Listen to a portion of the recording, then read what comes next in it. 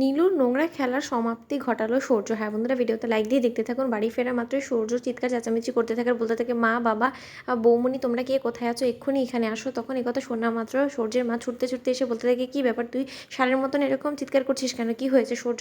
তখন সূর্য বলতে থাকে মা তোমাদের আমি যবে থেকে নীলুকে এ বাড়িতে নিয়ে এসেছি তবে থেকে তো তোমাদের মনে একটা প্রশ্ন ঘুরপাক খাচ্ছিলো যে হঠাৎ এমন কী হয়ে গেলো যে আমি যার ফলে বাধ্য হয়ে নীলুকে বাড়িতে নিয়ে এলাম, তাই তো?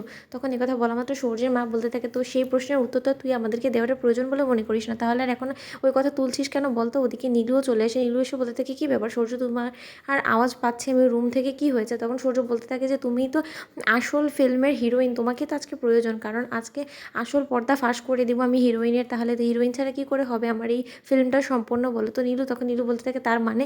তখন ডোরা বলতে থাকে শোনো সূর্য, এরকম হেয়ালি না করে কী বলবে সোজাসুজি বলো, কারণ আমাদের আর তর্স হচ্ছে না। তখন সূর্য বলতে থাকে যে মা তোমাদের তো এটাই প্রশ্ন ছিল যে কেন আমি নীলুকে নিয়ে এসেছি, তাহলে শোনো। নেশার ঘোরে বলা নীলুর সব স্বীকারোক্তিমূলক জবানবন্দি শোনার পর সকলের চোখ খুলে যায়, সকলে মিলে নীলুর দিকে অবাক হয়ে তাকিয়ে থাকে। তখনই নীলু চিৎকার করে বলে ওঠে সব কিছু মিথ্যে। সূর্য তুমি এসব কী শুরু করেছো বলো তো? তুমি আসার থেকে তুমি যেগুলো করছো সেগুলো কিন্তু একদম ঠিক করছো না, তুমি আমাকে ফাঁসানোর জন্য এরকম করছো, তাই না? তুমি কি আমাকে এর জন্যই এই বাড়িতে নিয়ে এসেছো বলো তো?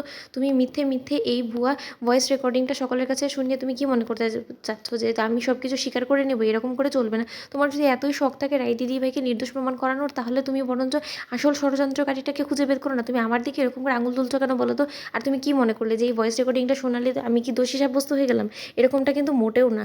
তুমি এই কথাটা ভুলে গেলে চলবে না যে এইরকম অনেক কিছুই কিন্তু মোবাইলে করা যায়। তখন এই কথা বলা মাত্র সূর্য বলতে থাকে সেটা তো আমিও বলতে চাচ্ছি, আর এরই সুযোগ নিয়েই তো তুমি ওই ভুয়া বানোয়ার ছবিগুলোকে বানিয়েছো, তাই না? আর এখানে তো তুমি তোমার স্বীকারোক্তি দিয়েছো নীলু। তখন নীলু বলতে থাকে না এসব কিছু মিথ্যে, মা আপনি আমার কথা বিশ্বাস করুন। তখন সূর্য বলতে থাকে যে নীলু, বিশ্বাস শব্দটা না আসলে তোমার সাথে যায় না, কারণ তুমি এতটাই নোংরা কুৎসিত মন মানসিকতার মানুষ না যে যার ফলে কিনা তোমাকে কেউ সহ্য করতে পারে না। তখন এই কথা বলা মাত্র নীলু বলতে থাকে কিন্তু আমি যে কাজটা করিনি তার দায় আমি কেন নেব? সূর্য তুমি আমাকে বুঝিয়ে বলো, আমি যদি এখন তোমার দিকে আঙুল তুলে তোমার চরিত্র নিয়ে কোনো জঘন্য অপবাদ দিয়ে তুমি কি সেটা মাথা পেতে মেনে নেবে? তখন এই কথা শোনা মাত্র সূর্য বলতে থাকে একদম গলা তুলে কথা বলার চেষ্টা করবে না, অনেক করেছো, যথেষ্ট হয়েছে নীলু, এবার তুমি থেমে যাও, কারণ তোমার এবার সর্বোচ্চ শাস্তি এর আমি ব্যবস্থা করব, কারণ তুমি অনেক বার বেড়ে গিয়েছো। তুমি কি মনে করেছিলে তুমি মিছিয়ে আমাকে এবং রাইকে এরকম দৃষ্টিকটু নোংরা ছবির মধ্যে জড়িয়ে দিয়ে তুমি এরকম করে পার পেয়ে যাবে? সেটা হওয়ার নয়। আমি প্রথমেই আন্দাজ করে ফেলেছিলাম যে তুমি হয়তো বা এই চক্রান্তের পেছনে আড়াল থেকে গুটি নাড়ছো, কারণ তোমার থেকে ভালো তো আমাদের সম্পর্ক নিয়ে কেউ আর জানার কথা না।